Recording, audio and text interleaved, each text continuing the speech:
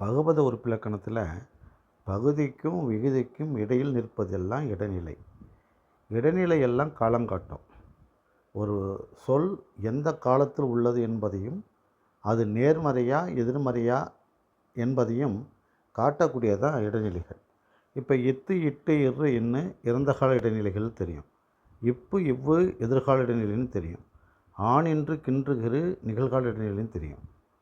ஒரு சொல் ஒரு தொடர் அல்லது ஒரு வார்த்தை எந்த காலத்தில் உள்ளது என்பதை எதிர்மறை இடைநிலை என்னென்னா ஆ, இக்கு, இல்லு இதெல்லாம் எதிர்மறை இடைநிலை. உதாரணமாக இப்போ செய்யான்,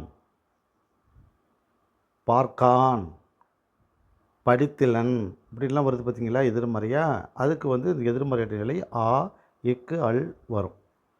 அதே சமயத்தில் அறிஞன் என்கிற ஒரு பெயர் சொல்ல பிரிக்கும் பொழுது அரி கூட்டல் இனி கூட்டல் அன் அப்படின்னு பிரிக்கிறோம்.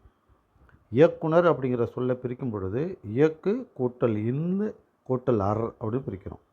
இதில் இன்னி அப்படிங்கிறதும் இந்து அப்படிங்கிறதும் பெயர் இடைநிலைகள்னு பேர். இது என்ன பண்ணாது, காலங்காட்டாது. பெயருக்கு காலம் காட்ட வேண்டிய அவசியம் இல்லை. அதனால் இன்னி அப்படிங்கிறதும் இந்து என்பதும் காலம் காட்டாத பெயர் இடைநிலைகள். ஆவன்னா இக்கன்னா இல்லு இந்த மூன்றும் எதிர்மறை இடைநிலை. மீதம் உள்ள இத்து இட்டு இரு என் இறந்த காலம், இப்பு இவ்வு எதிர்காலம், ஆணின்று கின்றுகிற நிகழ்கால இடைநிலைகள் என்பதை நீங்கள் தெரிஞ்சுக்கணும். இதே போன்ற முக்கியமான இலக்கணங்களுக்கு நீங்கள் தெரிந்து கொள்ள வேண்டுமென்றால் இந்த சேனலை சப்ஸ்கிரைப் பண்ணி பாருங்கள். நீங்கள் சப்ஸ்கிரைப் பண்ண தான் நான் தொடர்ந்து வீடியோ போடுவதற்கு ரொம்ப உதவியாக இருக்கும். நன்றி, வணக்கம்.